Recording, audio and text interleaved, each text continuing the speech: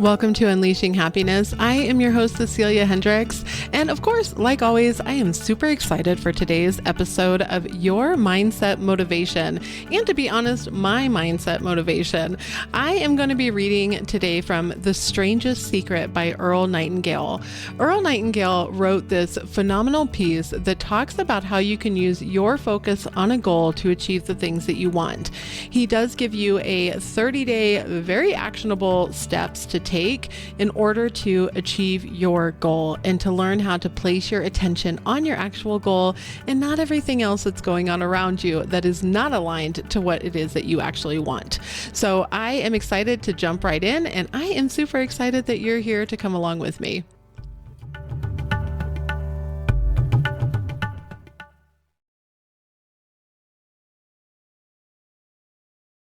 Thank you so much for being here for another episode of Mindset Monday. I did want to do a couple of announcements really quick before we jump in for today. The first announcement is that I'm going to do my regular episode on Wednesday of this week, but then starting next week, both episodes are going to be combined into the Monday edition that you're listening to now. So instead of having 2 episodes per week moving forward, I'm going to go ahead and do the 1 episode per week, and it'll be coming out each Monday. I like having it on Monday. I feel like it's a really great way to start the week. So I'll definitely be continuing with the motivational aspects and reading from some of these teachers and spiritual leaders that I absolutely love. So I want to continue sharing that, but then build on that information within the same episode. So we'll go ahead and check out how this will do for the next few weeks, but I think it'll open up a lot more information in a single podcast episode. And I love having it on Mondays, like I said, because it just is such a great way to start the week. Not only I hope for you, but also for me. I love starting my week with this kind of information. It just really kicks everything off on the right foot for me. So I think it'll be a really good change. The other reminder is that my YouTube channel is hosting some free masterclass information. So on changing your habits, choosing on what it is that you want, learning how to focus your attention. So I'll leave a link to that playlist down below. There's a workbook that you can download as well. But there's some really good information there. And I've gotten a lot of really great feedback on the content. So I definitely want to make sure that you're aware of it. And you can find that on my YouTube channel. It is completely free. The workbook is completely free. If you don't want the workbook, you don't need it. I would definitely have a journal along with you or something you can write in if you're going to listen to the masterclass videos. And then with that, we can go ahead and get started with today's episode. So I'm going to be reading from a little book. It is not very long, but it is definitely packed with some great information. It's called The Strangest Secret, and it's by Earl Nightingale. And his teaching in this book is really about your focus and choosing the thing that you want and setting up a goal. And he really starts the book by talking about those that are successful in life and those who end up not being successful in life. And he talks about if you take a look at the people that are successful, there's a trend that you can find. And that trend is really that they have a goal in mind. They've placed their attention on an outcome, and they not only work towards that outcome, but they also mentally use their focus to continue to pay attention to the goal that they have. So they have a very clear goal in mind. They have an outcome that they know they want to obtain. And that's really the premise of the book. So where I'm going to start reading from is he has already talked about who is successful and who is not, and paying attention to the fact that they are successful because they have a goal in mind. They have an outcome they're working towards. So my reading will pick up after he has kind of already explained that, and then he's talking about the strangest secret in the world and the secret that he wants to share. And that's where we're picking up. So why do those with goals succeed in life and those without them fail? Well, let me tell you something which, if you really understand it, will alter your life immediately. If you understand completely what I'm about to tell you from this moment on, your life will never be the same. You will suddenly find that good luck just seems to be attracted to you. The things you want just seem to fall in line. And from now on, you won't have the problems, the worries, the gnawing lump of anxiety that perhaps you have experienced before. Doubt and fear will now be things of the past. Here is the key to success and the key to failure. We become what we think about. Let me say that again. We become what we think about. Throughout history, the great wise men and teachers, philosophers and prophets have disagreed with one another on many different things. It is only on this one key point that they are in complete and unanimous agreement. The key to success and the key to failure is this: we become what we think about. I'm going to continue reading from the book, but I definitely wanted to stop here for a moment and talk about the fact that even to this day, even our modern day teachings still say you become what you think about. The areas that you dwell, the place where you put your attention, especially the one that you repeatedly go back to, is what you become. It's your identity. If you are a follower of Neville Goddard, he talks about the place that you dwell. Where do you continue to return to? When you start to pay attention to this truth, you start to notice that there are certain things and certain beliefs and thoughts and feelings that you return to. They're your habit. They're what you're going to go back to because it's what you believe is true. It's the identity that you identify with. It's the person that you believe is your I am. And so when you continue to go back to that, you're confirming it to yourself over and over and over. And you can actually start to see the connections when you pay attention to them. So a lot of times when people are like, well, this stuff doesn't work, it's a load of baloney, I don't know why anybody believes in this. That's fine. You can take the spiritual part out of it, but you can still look and say, wait a minute, these things that I believe true of myself are what are playing out in my world. So even if you want to take the woo-woo facts out, you still become what you think about because you're going to continue working towards that person that you think that you are. You sometimes do that unconsciously until you really pay attention and start being honest about the goal that you're working towards, which can sometimes be an unwanted goal. You may not notice the habits that you're maintaining that are not in alignment with a life that you want, but they are in alignment with the life that you believe you have. And now returning back to his book, listen to what Marcus Aurelius, the great Roman Empire, said. A man's life is what his thoughts make of it. William James said, the greatest discovery of my generation is that human beings can alter their lives by altering their attitudes of mind. And he said, we need only in cold blood act as if the thing in question were real, and it will become infallibly real by growing into such a connection with our life that it will become real. It will become so knit with habit and emotion that our interest in it will be those which characterize belief. He also said, if you only care enough for a result, you will almost certainly obtain it. If you wish to be rich, you will be rich. If you wish to be learned, you will be learned. If you wish to be good, you will be good. He continues, though, only you must then really wish these things and wish them exclusively and not wish at the same time 100 other incompatible things just as strongly. And I'm going to stop here because this is what I talk about a lot in the podcast and my content. When you make a decision and you know what you want and you have a desired outcome in mind, you keep that one in mind. And you teach yourself how to not focus on the opposition, not then change the things that you're doing or the habits that you're keeping in direct opposition of what you want.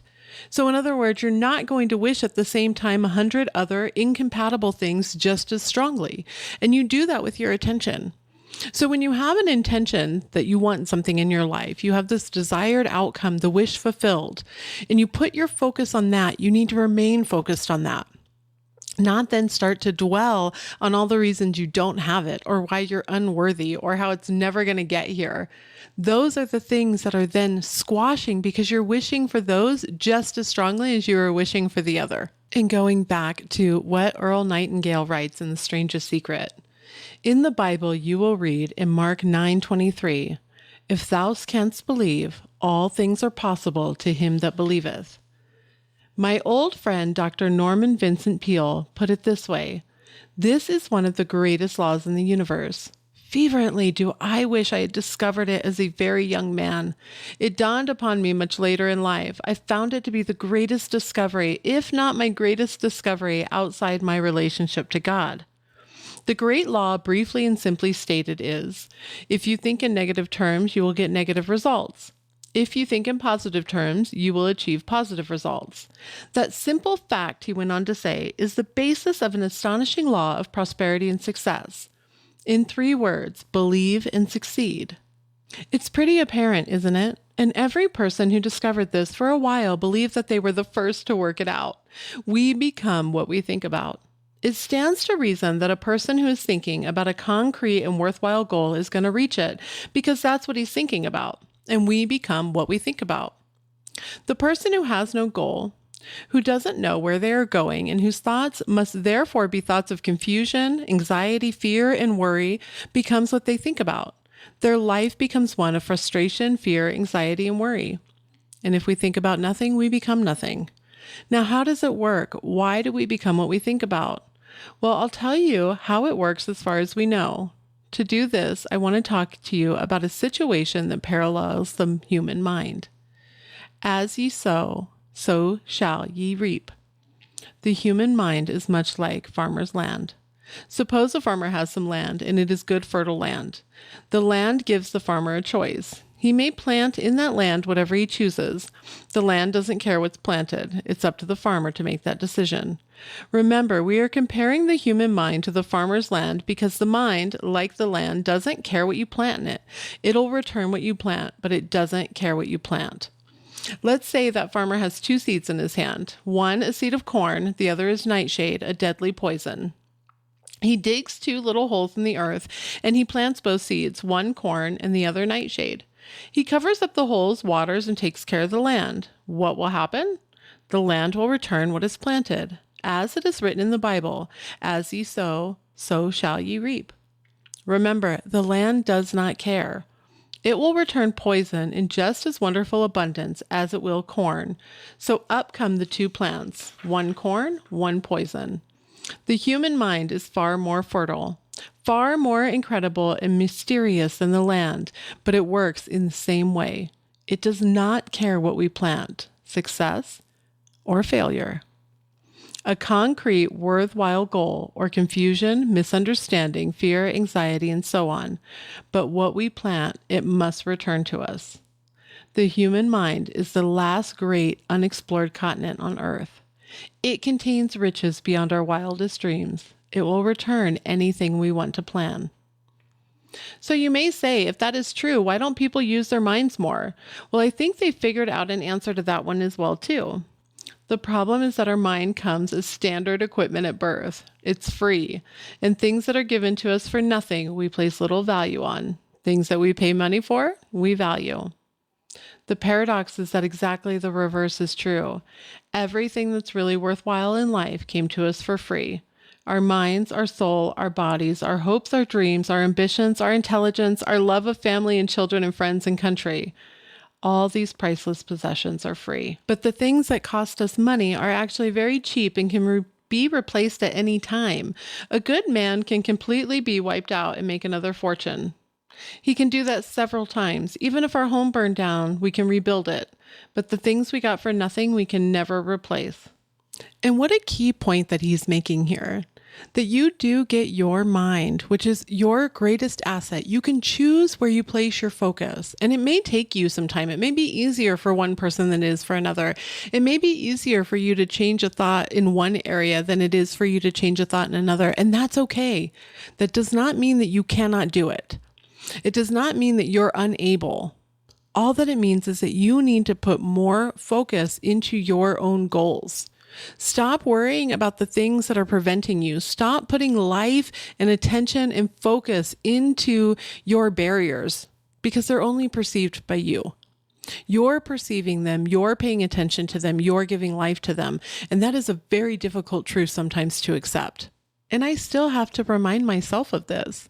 I also have to arrest my thoughts and think, what are you actually giving life to? And I do. I say, Cecilia, what are you paying attention to? What are you breathing into life? What are you fanning the flames of? And is it aligned to what you actually want? Is it the way that you want to live your life? Is it the things that you want to really pay attention to?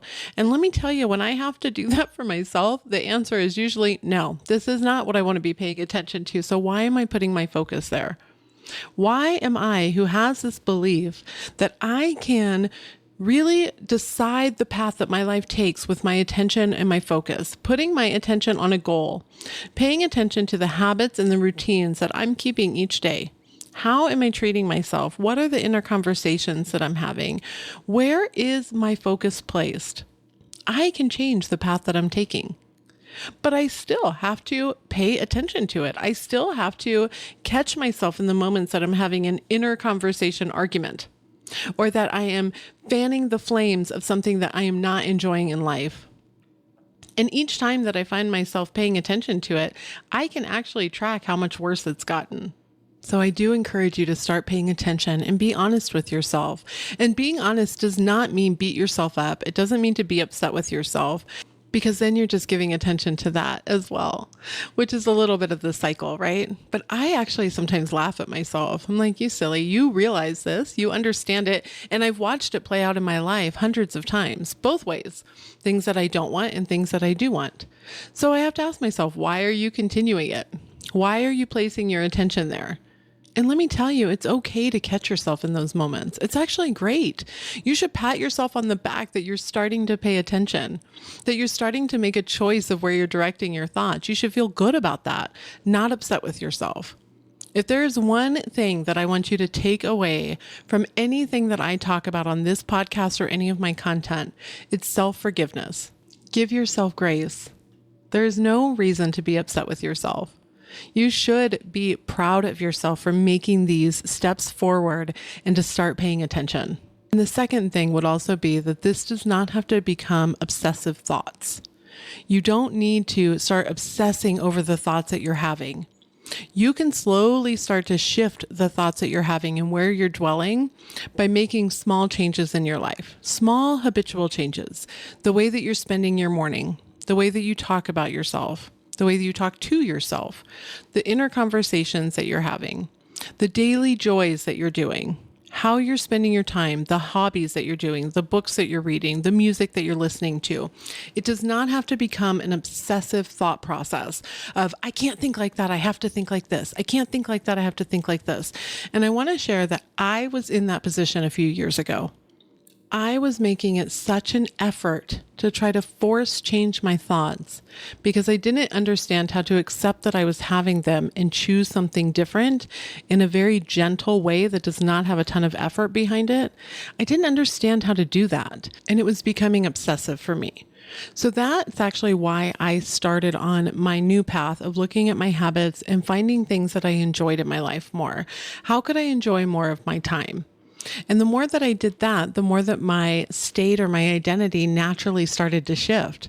And now I don't battle with myself. It's become so much more calm and relaxing and just a very soft shift into a new identity. And it's quite beautiful. And that's really what I want to share with everybody, is how to do that for yourself by sharing the way that I've done it for myself. Now, in the book, The Strangest Secret by Earl Nightingale, he actually does also share a process that he's done to be able to focus on this goal or the desired outcome that you have. And that's what I'm going to share with you now. So he says, next, I'll outline the 30-day test I want you to make, keeping in mind that you have nothing to lose by making this test and everything you could possibly want to gain. There are two things that may be said about everyone. Each of us wants something, and each of us is afraid of something. For the next 30 days, follow each of these steps every day until you've achieved your goal. First, write on a card what it is you want more than anything else. It may be money. Perhaps you'd like to double your income or make a specific amount of money. It may be a beautiful home. It may be success at your job. It may be a particular position in life. It could be a more harmonious family. Each of us wants something. Write down on your card specifically what it is you want. Make sure it's a single goal and clearly defined. You need not to show it to anyone. In fact, often it is best not to. Carry the card with you so that you can look at it several times a day. Think about your goals in a cheerful, relaxed, positive way each morning when you get up, and immediately you have something to work for. Something to get out of bed for, something to live for. Look at the goals written on your card every chance you get during the day and just before going to bed at night. As you look at it, remember that you must become what you think about. And since you're thinking about your goal, you realize that soon it will be yours. In fact, it is really yours the moment you write it down and begin to think about it. Look at the abundance all around you as you go about your daily business. You have as much right to this abundance as any living creature. It is yours for the asking. But now we come to the difficult part. Difficult because it means the formation of what is probably a brand new habit. New habits are not easily formed. Once formed, however, they will follow you for the rest of your life. Second, stop thinking about what it is you fear. Each time a fearful or negative thought comes into your conscious mind, replace it with a mental picture of your positive and worthwhile goal. And there will come times when you'll feel like giving up. It's easier for a human being to think negatively than positively. That's why only 5% of people end up being successful. You must begin now to place yourself in that group. For 30 days, you must take control of your mind. The moment you decide on a goal to work towards, you are immediately a successful person. You are then in that rare and successful category of people who know where they are going. Out of every 100 people, you belong to the top 5. Don't concern yourself too much with how you're going to achieve your goal. Leave that completely to a power greater than yourself. The answers will come to you of their own accord and at the right time. All you have to do is know where you're going. It is as marvelous and as simple as that. In fact, it is so simple that in our seemingly complicated world, it is difficult for an adult to understand that all they need is a purpose and faith.